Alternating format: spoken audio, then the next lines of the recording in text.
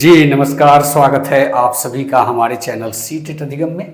दोस्तों, इस वीडियो में हम लोग बात करने वाले हैं टीईटी अनिवार्यता को लेकर। एक लेटर आप लोगों को स्क्रीन पे दिख रहा होगा, जो लोकसभा सत्र चलने के दौरान तारांकित प्रश्नों के माध्यम से पूछा गया है। जी हाँ दोस्तों, यह लोकसभा में पूछा गया था और यह पूछा गया है शिक्षक पात्रता से संबंधित सवाल, यानी कि टीईटी अनिवार्यता को लेकर। जी हाँ दोस्तों, आपको बताते चले कि जो शिक्षक टीईटी नहीं किए हैं और सेवा में हैं, कार्यरत है, उनके लिए जो है अनिवार्य कर दिया गया है। इसी को लेकर कुछ सवाल पूछे गए हैं। किनसे पूछे गए हैं? तो यह जो पूछा गया है आपको शिक्षा राज्य मंत्री जी से पूछा गया है।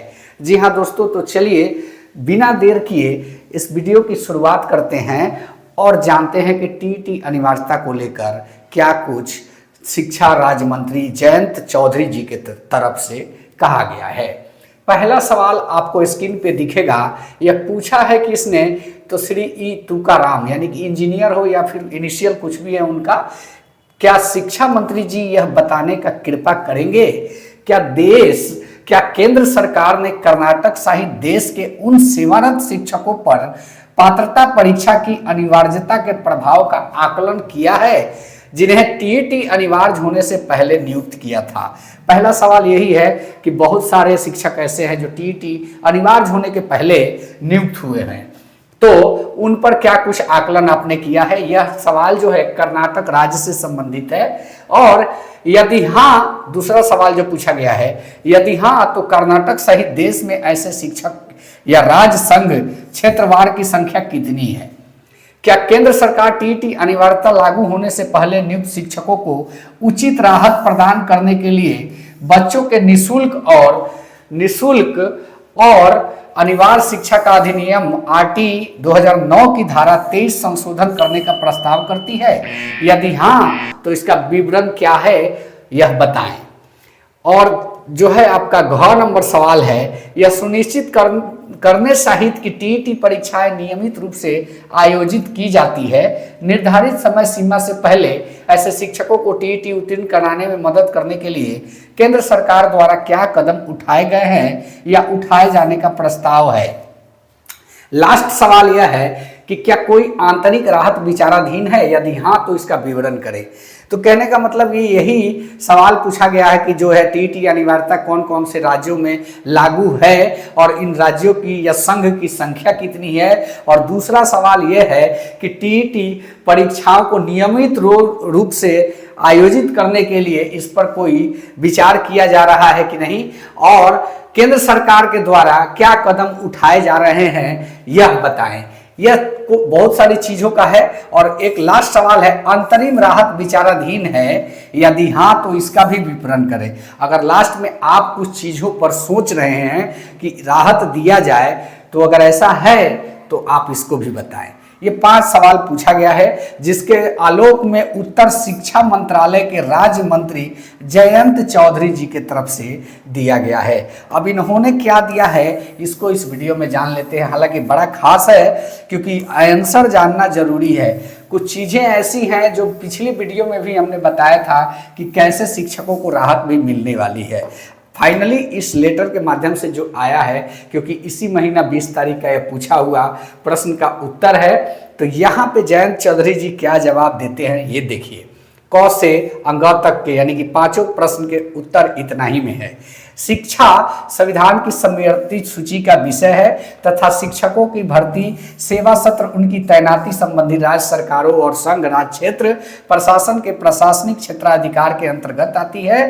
कर्नाटक राज्य के उन शिक्षकों सहित सेवारत शिक्षकों की संख्या संबंधित डेटा जिन्हें अनिवार्य शिक्षक पात्रता परीक्षा यानी कि टीईटी शुरुआत से पहले नियुक्त किया गया है, संबंधित राज्य सरकार और संघ राज्य के प्रशासन द्वारा रखा जाता है। देखिए, कुछ डेटा जो है जो राज्य सरकारें नियुक्तियां करती है शिक्षकों की, वो राज्य सरकार में ही रहता है। यानी कि पहला प्रश्न में पूछा गया था कि इनकी संख्या कितनी है, तो उसके जवाब में बताया गया कि आप कहने का मतलब कि राज्य सरकार या संघ राज्य सरकार से ही देख सकते हैं। तो क्योंकि वो डेटा जो होता है राज्य सरकारों के पास होता है, बात भी सही है।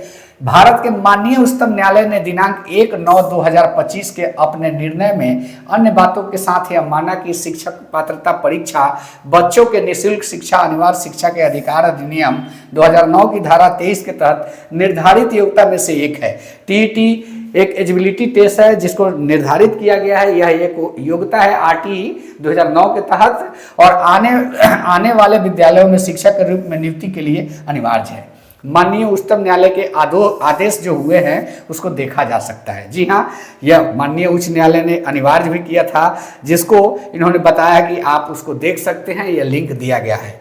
तत्पश्चात इस मामले में समीक्षा याचिकाओं का निपटारा करते हुए माननीय उच्चतम न्यायालय ने दिनांक 20/5/2026 के अपने निर्णय के माध्यम से टीईटी अर्हता प्राप्त करने की समय सीमा को 31/8/2027 से बढ़ाकर 31/8/2028 कर दिया। जी हाँ, जिन शिक्षकों का अभी तक नहीं निकला है उनके लिए और भी समय है। 1 सितंबर में भी जो है केंद्र की बात करें तो अभी 27 और 28 और एक अभी इसमें बचा है, 5 टीईटी परीक्षा बचा है जिसमें शिक्षक जो है क्वालिफाई हो सकते हैं। और यह जो निर्णय है माननीय सुप्रीम कोर्ट का वो आप इस लिंक पे देख सकते हैं, क्योंकि यह डेट जो पहले 28 तक ही था उसको बढ़ा दिया गया है। माननीय उच्च न्यायालय ने दिनांक 29/5/2026 के अपने निर्णय में आगे यह अवलोकन किया कि संबंधित उचित सरकारी प्राधिकारियों को समय समय पर अधिमानत वर्ष 2 में 2 बार क्रमिक परीक्षाओं के बीच लगभग 6 महीने के अंतराल पर शिक्षक पात्रता परीक्षा आयोजित करने का प्रयास करना चाहिए, ताकि पात्र शिक्षकों को निर्धारित न्यूनतम अर्हता पालन करने का उचित अवसर मिल सके।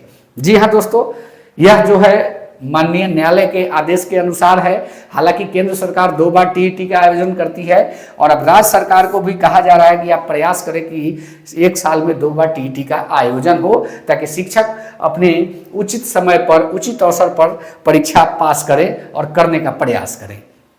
तो कहीं ना कहीं इस लेटर के माध्यम से ये तो फाइनलाइज हो गया कि टीईटी अनिवार्य रूप से है, शिक्षकों को करना ही है।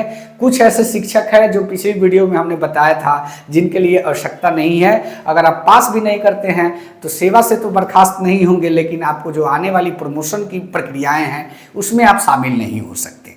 जी हाँ दोस्तों, तो बने रहिए। ये वीडियो कैसा लगा? अच्छा लगा चैनल को सब्सक्राइब करें। मिलते हैं नेक्स्ट वीडियो में। धन्यवाद। जय हिंद। वंदे मातरम।